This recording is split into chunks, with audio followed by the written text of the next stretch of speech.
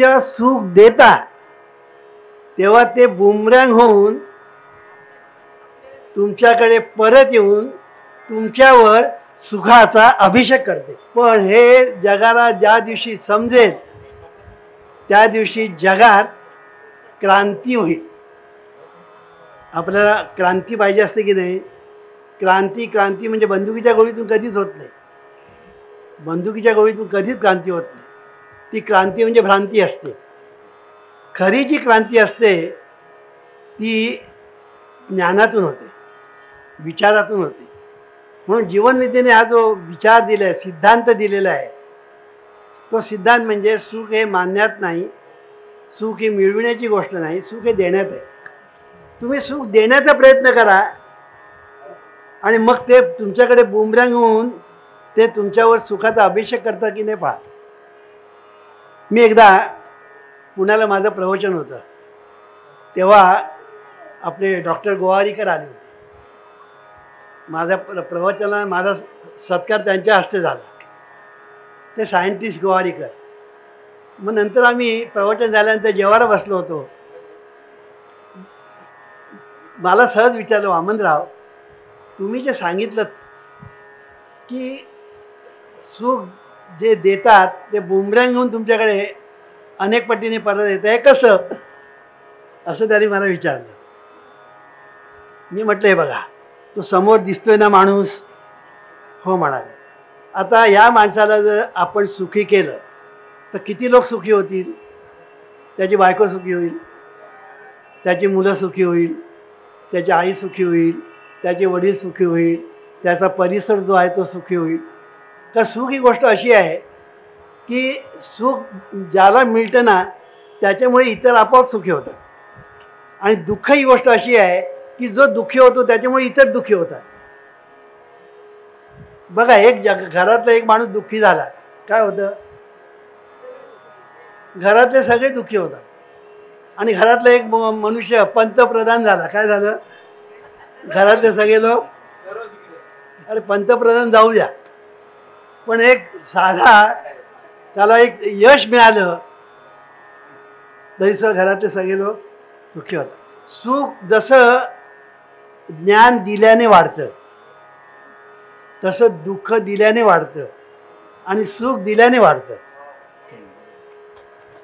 एवढं जर तुम्ही लक्षात ठेवाल ना तर सुखासाठी तुम्हाला कुठेच जायला नको, कुठेही जायला नको. तुम्ही फक्त आता सुख द्यायचं म्हणजे नेमकं काय करायचं आला प्रश्न. सुख द्यायचं म्हणजे करायचं काय? तुम्ही मग वामनराव आमच्या आहे काय सुख द्यायला? आम्ही सुखी नाही, दुसऱ्यांना सुख काय देणार? आमच्याजवळ देण्यासारखं आहे काय? अहो तुमच्याजवळ देण्यासारखं खूप आहे. तुम्हाला ते माहीत नाही, तुमच्या ते लक्षात नाही. म्हणून तुम्हाला मी फक्त आता आठवण करून देणार आहे एवढं. तुम्हाला देता येण्यासारखं काय आहे सांगू? हास्य देता येतं की नाही?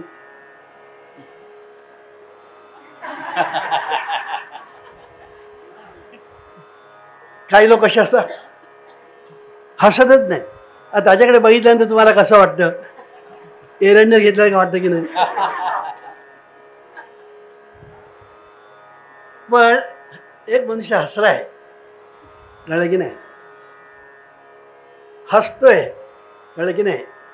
त्याच्याकडे बघितल्यानंतर तुम्हाला काही कारण नसलं तुम्ही हसाल की नाही? एखादा मनुष्य हसला ना तुमच्याकडे बघून तर तुमची जरी ओळख नसली तरी तुम्ही हसणार, होय की नाही? तसं हे जे हास्य आहे ते तुम्हाला देता येतं की नाही? द्या ना. मग तिकडे कंजूसपणा कशाला? तुम्हाला आशीर्वाद देता येईल की नाही? आशीर्वाद द्यायला काय हरकत आहे का? द्या ना आशीर्वाद. बरं, कौतुकाचे शब्द तुम्हाला देता येईल की नाही? करा कौतुक. आता तुमच्या सूनबाईने जेवण भोजन केलं, कळलं की नाही? मी म्हाताऱ्या लोकांकडे बघून सांगतो.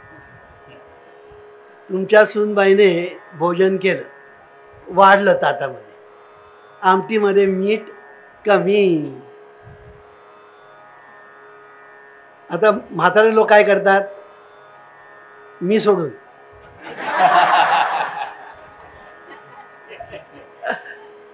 म्हातारे लोक काय करतात, हेच का तुझ्या आई वडिलांनी शिकवलं, तुझ्या आईने तुला वळणच दिलं नाही, तुझं असं तुझं तसं 7 पिढ्यांचा उद्धार. मग त्या सुनबाईला काय वाटेल, हा म्हातारा मरेल तर बरा, वाटेल की नाही, म्हातारा मरेल तर बरा, काय कटकट आहे. आता आता दुसरी सुनबाई आमच्या संध्या राणीसारखी आहे, आणि मीठ कमी पडलं असं सासऱ्याने सांगितलं, कळलं की नाही. पण मीठ पडलं कमी हे सांगण्यापूर्वी सासरा काय म्हणतोय, शहाणा सासरा, सुनबाई आमटी करावी तर तूच, छान झाल्या आमटी बरं का, आमटी छान झाल्या बरं का, आमटी करावी तर तूच. पण मामांची पण काय, तिने उत्सुकतेने विचारलं. जरा मीठ कमी आहे, कमी आहे, आणते आत्ता. गेली लगेच आतमध्ये टाकलं, आता बघा कसं, वा वा छान छान. आता ही सुनबाई काय म्हणेल, हा मामंजी 100 वर्ष जगू दे, आणि तिकडे म्हणणार तो थेरडा. आता थेरडा पाहिजे का मामंजी पाहिजे तू ठरव. आता मला सांगा, कौतुकाचे शब्द, आता आपल्या बायका किती कष्ट घेतात, स्वयंपाक करतात, आपल्यासाठी किती प्रेम देतात, आपल्याला काय काय काय काय देतात, कळलं की नाही. पण आपल्याला त्याचं काहीच नसतं, कळलं की आपल्याला त्याचं म्हणजे आपल्या ते खिचगंडीत पण नसतं. आणि कौतुक करणं ही गोष्टच आपल्याला माहीत नाही. कौतुक करण्याच्या बाबतीत म्हणजे सगळ्याच बाबतीत कंजूस, पण कौतुक करण्याच्या बाबतीमध्ये महाकंजूस, कळलं की नाही. तेव्हा सांगायचा मुद्दा असा, तर हे जे आहे कौतुक करणं ज्याला आपण म्हणतो, हे कौतुक आपण कधी करतो, आपल्या ठिकाणी ती जाणीव पाहिजे, कळलं की नाही. जाणीव, व आपली बायको किती कष्ट घेते याची जाणीव पाहिजे, आपली बायको आपल्यासाठी काय काय करते याची जाणीव पाहिजे. पण ही जाणीव कधी होते, त्याची एक गोष्ट सांगतो. आमचे एक मित्र, आता बाबांना पाहिल्यानंतर आठवण झाली, साईबाबा. आमचे एक मित्र शिर्डीला गेले, आणि शिर्डीला गेले आणि दर्शन घेऊन ते आमच्या घरी आले आणि मला भेटायला. मला म्हणे, वामनराव मी शिर्डीला गेलो होतो. म्हटलं आनंद आहे. काय सांगू वामनराव, आता मला वाटलं काय हा काहीतरी बाबांबद्दल सांगेल. काय सांगू वामनराव, अहो शिर्डीला गेल्यानंतर आमची काय सोय झाली. म्हटलं काय झालं बा, अहो काय सांगू वामनराव, तिकडे गेल्याबरोबर आम्हाला गरम गरम चहा मिळाला, गरम गरम आंघोळीला पाणी मिळालं, जेवण तर असं गरम गरम होतं. हे सगळं गरम गरम पुराण ऐकल्यानंतर मी गरम झालो. मी म्हटलं काय हो, शिर्डीला गेला होता ते गरम गरम खायला आणि प्यायला. म्हटलं हा गरम गरम चहा आमची बायको आम्हाला दररोज देते, हे गरम गरम पाणी आमची बायको आम्हाला दररोज देते, हा गरम गरम भात आणि जेवण आम्हाला दररोज आमची बायको देते, मग त्याच्यासाठी शिर्डी घ्यायला पाहिजे. म्हणजे सांगायचा मुद्दा काय, गरम गरम पाणी, गरम गरम चहा आणि गरम गरम भातचं महत्व कधी कळलं, शिर्डीला गेलं. घरी दररोज आमची बायको देते, त्यांची पण बायको देते, पण त्याची जाणीव नाही, जाणीव नाही. एकदा आम्ही एकदा काश्मीरला गेलो होतो, तर सगळेजण म्हणाले आपण वैष्णवी देवीच्या दर्शनाला जाऊया. तर मी म्हटलं बा तुम्ही सर्व जा, मी आपला राहतो इथे, कळलं की नाही, मी काय येत नाही.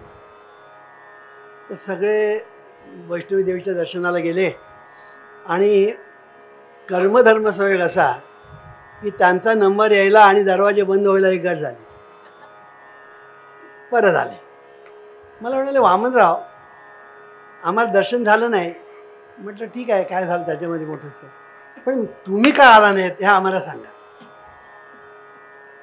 तुम्ही का आलात नाही? मी म्हटलं तुम्ही वैष्णवी देवीच्या दर्शनाला गेलात ना, ती वैष्णवी आमच्या घरातच आहे. कोण? आमची बायको. आमची बायको आमच्या घरामध्ये ती वैष्णवीच आहे. बघा, त्यांना मी पटवून दिलं. ती वैष्णवी तुमच्यासाठी काय करते? काय करते? ती तुमच्याकडे बघून हसत नाही, बोलत नाही, तुम्हाला काही सांगत नाही, तुमच्या पाठीवरून हात फिरवत नाही, तुम्हाला काही आशीर्वाद देत नाही, काही करत नाही. पण आमची बायको आम्हाला सगळंच देते. सगळं देतं आमची बायको आम्हाला. मग आता ही वैष्णवी देवी आम्हाला जास्त प्रिय का ती प्रिय? म्हणून तुम्हाला सांगतो, घरामध्ये तुमच्या बायकोला वैष्णवी देवी समजा. मग संसार कसा सुखाचा होतो ते पहा. पण आपल्याला ते पटत नाही, कारण आतापर्यंत जी परंपरा आपली जी आलेली आहे ना, ती बायकांना तुच्छ लेखण्याकडे, बायकांना तुच्छ लेखण्याकडे. त्याच्यामुळे काय झालं आहे, घरातली स्त्री जर दुःखी झाली तर सगळे दुःखी होतात, कळलं की नाही? घरातली स्त्री जर सुशिक्षित झाली तर सगळे सुशिक्षित होतात.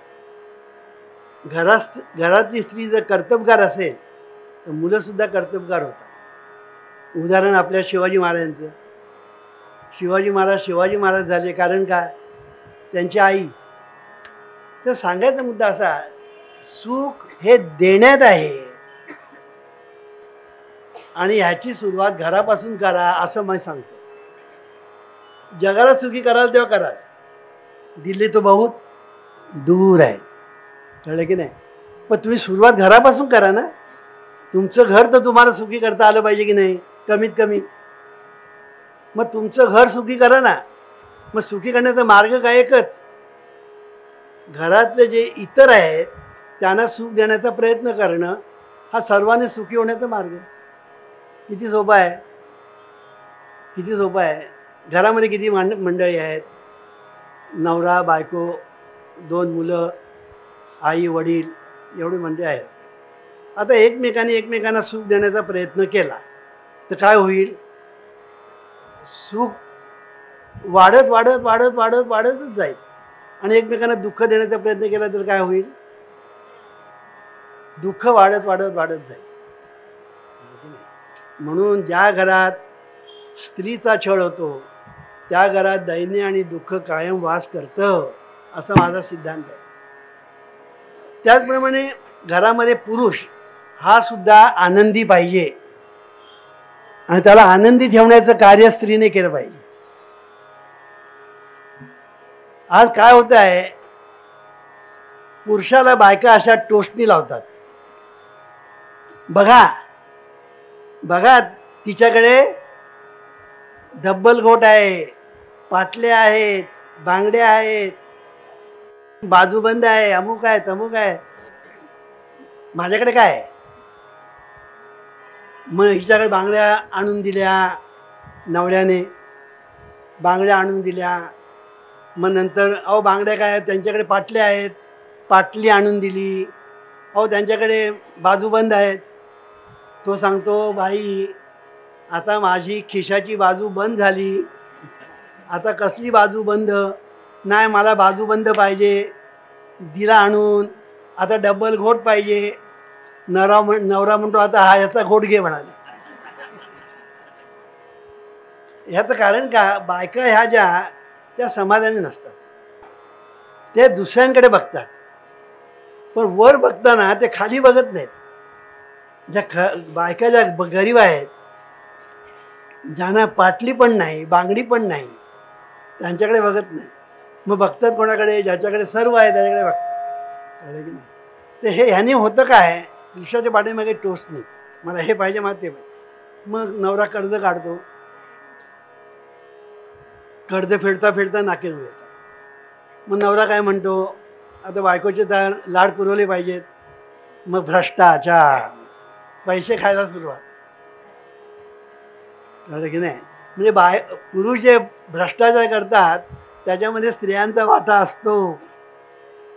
जर स्त्री जर समाधानी असेल तर पुरुष सुद्धा या भानगडीत पडणार नाही. कळलं की नाही? म्हणून स्त्रीची जबाबदारी आहे पुरुषाला आनंदी ठेवणं आणि पुरुषाची जबाबदारी आहे स्त्रीला आनंदी ठेवणं. तुम्ही दोघे आनंदी झाले की मुलं आनंदी, मुलं आनंदी, आईबाप आनंदी, शेजारी बाजारी आनंदी, आनंदीच आनंद. म्हणून तुका म्हणे आता आनंदी आनंद, तुका म्हणे आता आनंदी आनंद, गाऊ परमानंद मना संगे, तुका म्हणे आता आनंदी आनंद. आता आता तुम्हाला जर आनंदी आनंद व्हायला पाहिजे असेल तर सोपा मार्ग जीवन विद्येने सांगितलं. तुम्ही एकमेकांना सुखी करा. घरातल्या म्हणतो मी, काय अडचण आहे का घरातल्या एकमेकांना सुखी करायला? काही अडचण नाही. मग घराचा स्वर्ग करा ना. असं प्रत्येकाने घराचा स्वर्ग केला तर स्वर्गात जायला आणखीन कशाला पाहिजे? मेल्यानंतर तुम्ही स्वर्गात जाल, मग आता अमुक करा तमुक करा, कशाला पाहिजे? इथेच स्वर्ग, इथेच पंढरपूर, इथेच आळंदी, सगळं इथेच. अहो शेवटी देव पाहिजे म्हणजे तरी काय पाहिजे? आनंद हाच देव. म्हणून आपल्याकडे म्हणतात सच्चिदानंद स्वरूप, त्यात सत आहे, चित आणि आनंद आहे. शेवटी आपल्याला काय पाहिजे? आनंद पाहिजे. आणि हा आनंद कुठे आहे? जगात. आनंद आपल्याच ठिकाणी. आनंद कुठे आहे? कशावरून? पुरावा. हल्ली पुरावा मागण्याकडे. प्रत्येक ठिकाणी यांना पुरावा पाहिजे. आता टीव्हीवर सुद्धा तो म्हणतो पुरावा काय? तर मी पुरावा सांगतो. तुम्ही ज्याला गाढ झोपता, त्यावेळेला झोपेतून तुम्ही जागे होता तेव्हा काय म्हणता? मला बरं वाटलं, मला सुख वाटलं, मला आनंद वाटला म्हणता ना. आता काय केलं हो झोपेत तुम्ही? काय केलं? जिलबी खाल्ली, बासुंदी खाल्ली? झोपेत काही केलं नाही. मग काहीही केलं नाही, इकडे काहीही नव्हतं, मग आलं कुठून? मला बरं वाटलं. त्या आनंदातून आलं. तो जो आनंद आहे ना, त्या आनंदातून तुम्ही जागे झालात तेव्हा मला आनंद झाला म्हणा. मग आनंद कुठे? आपल्याच ठिकाणी. म्हणून सुख द्या सुख घ्या, निसर्गाचा नियम हा. शेवटी निसर्गाचे नियम मानवी जीवनामध्ये निर्णायक आहेत, डिटर्मिनिंग फॅक्टर. निसर्गाचे नियम हा जीवनविद्येचा शोध आहे. बघा तुम्ही आतापर्यंत सगळ्या परंपरा बघा, अगदी जगातल्या सर्वात महत्त्वाचा सिद्धांत क्रिया तशी प्रतिक्रिया हा सर्वात महत्त्वाचा सिद्धांत आहे. आणि जगामध्ये हेच चाललंय, क्रिया तशी प्रतिक्रिया. महाभारत काय? क्रिया तशी प्रतिक्रिया. रामायण काय? क्रिया तशी प्रतिक्रिया. तुमच्या घरात काय? क्रिया तशी प्रतिक्रिया. तुमच्या ऑफिसमध्ये काय? क्रिया तशी क्रिया. सगळं क्रिया तशी प्रतिक्रिया चाललेलं आहे. ॲक्शन रिॲक्शन, ॲक्शन रिॲक्शन चाललेलं आहे. म्हणून तुमची ॲक्शन जी आहे ती जर करेक्ट असेल तर रिॲक्शन करेक्टच असणार. म्हणून तुम्ही फक्त तुमच्याजवळ जे देण्यासारखं आहे ते द्या. मी तुम्हाला सांगत आहे पैसे द्या म्हणून सांगत नाही. मी तुम्हाला एवढंच सांगतोय, हास्य द्या, आशीर्वाद द्या, शुभेच्छा द्या, कौतुकाचे शब्द द्या. जे जे तुम्हाला सहज देता येण्यासारखं आहे ते द्या. आता आपण मोटारीतून जातो ना, कोणा तरी आपल्या ओळखीचा मनुष्य बसवर उभा आहे, लिफ्ट द्या. किती त्याला आनंद होईल. बसमध्ये आपण असतो, एखादी बाई कडेवर मूल घेऊन उभी असते, त्या बाईला जर जागा दिली, बाई जो आशीर्वाद देईल ना तो तुम्हाला जन्मभर पुरेल. एवढं त्या आशीर्वादाचं महत्त्व आहे. आता आपण म्हणतो सगळ्यात आईबापांचे आशीर्वाद महत्त्वाचे म्हणतो की नाही? आणि खरं म्हणजे आईबाबांचे आशीर्वाद मिळणं हे सुद्धा मोठं भाग्य असतं. ते कधी मिळतो? आपण आईबाबांना सुख देतो तेव्हा, नाही का? तुम्ही आईबाबांना सुख दिलं ना, आईबाप असा आशीर्वाद देतात, असा आशीर्वाद देतात, आपल्याला जन्मभर नव्हे जन्मोजन्मी पुरतात. म्हणून आपण एकमेकांना सुखी करण्याचा प्रयत्न करणं हा सर्वांनी सुखी होण्याचा मार्ग. कळलं की नाही? सोपा मार्ग. आणखीन एक मी मार्ग सांगतो. याने मला एक विचारलं, म्हणाला आमच्या मनाला शांती नाही हो, अस्वस्थ मन होतं, सगळं होतं, आम्हाला काहीतरी सांगा. अगदी सोपा उपाय. मी म्हटलं सांगू का? मी म्हटलं सोपा उपाय सांगू का? म्हणून सांगा. म्हटलं केला पाहिजे, करणार म्हणा. जो दिसेल ना याचं देवा भलं कर, एवढं म्हणा बस. आणि काहीच करायचं नाही. कोणी दिसला समोर ना, देवा याचं भलं कर बस. आणि 1 महिन्यामध्ये मनशांती जर तुम्हाला मिळाली नाही तर प्रवचन मी करणार नाही. मिळालीच पाहिजे. पण हे सोपं नाही. हा, हे सोपं नाही. वाटतं तेवढं सोपं नाही. आता वामनराव बसलेत ना, हो हो आम्ही करणार. वामनराव गेले की विसरले. असं होता का म्हणे? आता याच्यासाठी तुम्हाला किती पैसे खर्च आहे हो? देवा याचं भलं कर हे म्हणाला किती पैसे? पैसा खर्च नाही.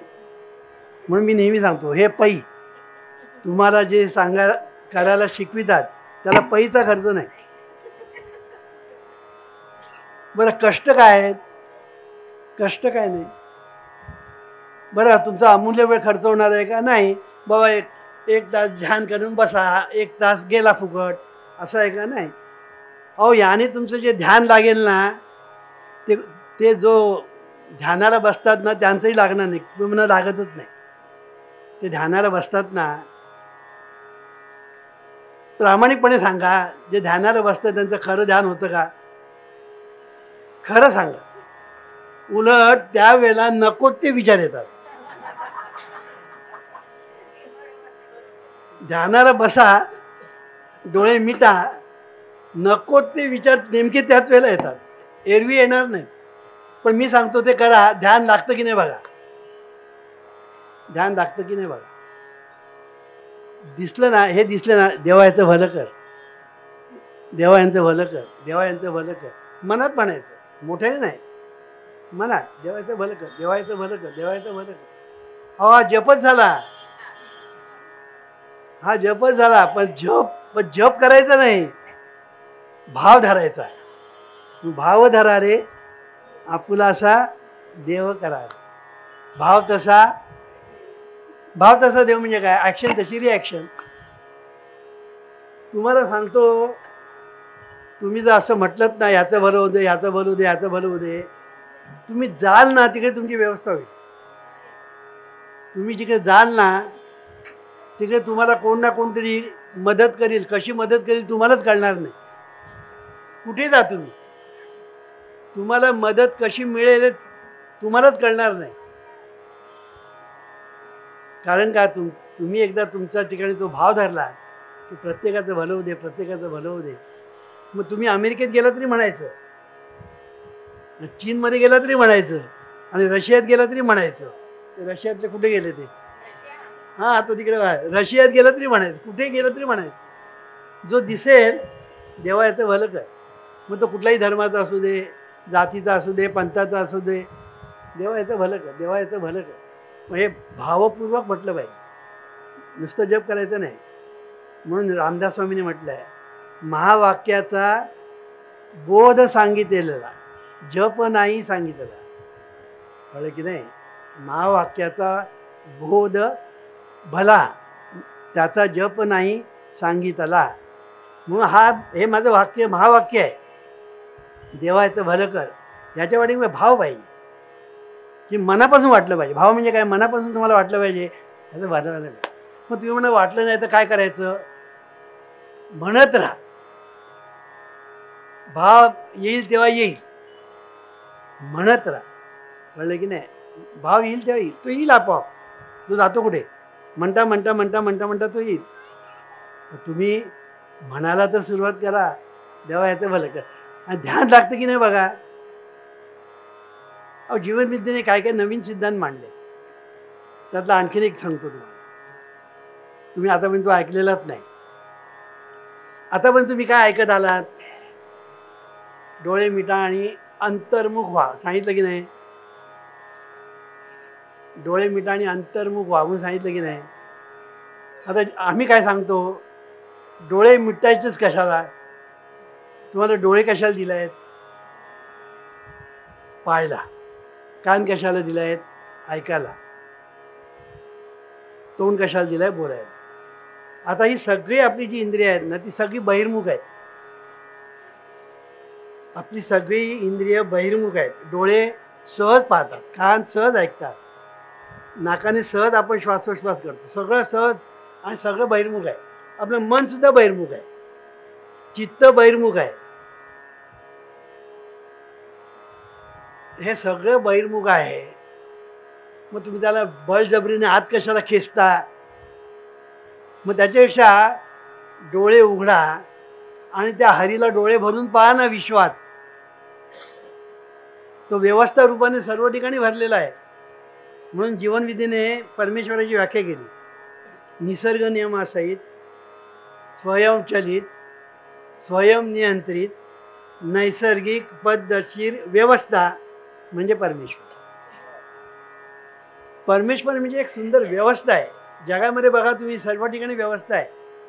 आता पाऊस पडतोय, काय व्यवस्था आहे? तुम्ही पाऊस पाडून दाखवा, नाके न येईल, खर्च किती येईल त्याला पत्ताच नाही.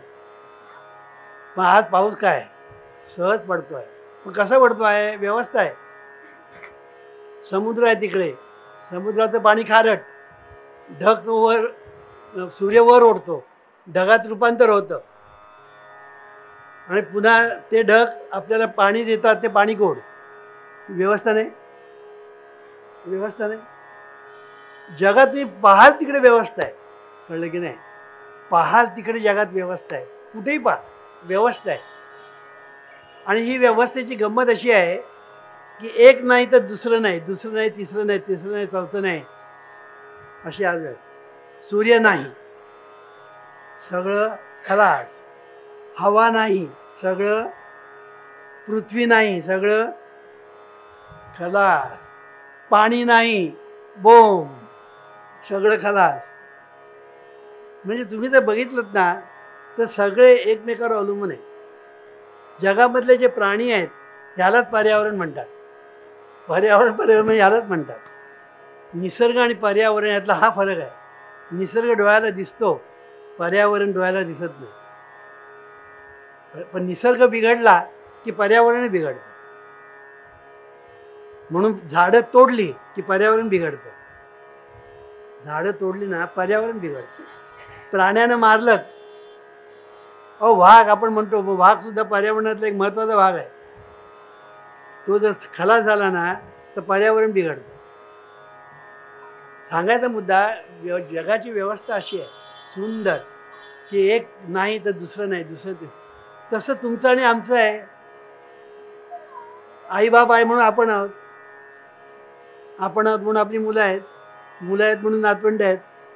अरे मग तुम्ही एकमेकावर अवलंबून आहात. आई बापाने तुम्हाला लहानाचं मोठं केलं, आता आई बाप म्हातारे झाल्यानंतर तुम्ही त्यांना आता सांभाळा. हे सगळं परस्पर, ह्याला सोशल लाईफ म्हणतात. कळलं की नाही? आणि इथे फक्त एकमेकांना आधार देणं, एकमेकांना सुख देणं, एकमेकांना आनंद देणं, याच्या पलीकडे काही करायचंच नसतं. सगळेच सुखी होणं. आता हे करायला किती सोपं आहे, पण हे करायचं की न करायचं कोणाच्या हातात आहे? तुझ्या हातात आहे. म्हणून तूच आहेस तुझ्या जीवनाचा शिल्पकार. ईश्वरा सर्वांना चांगली बुद्धी दे, आरोग्य दे, सर्वांना सुखात आनंदात ऐश्वर्यात ठेव. सर्वांचं भलं कर, कल्याण कर, रक्षण कर आणि तुझे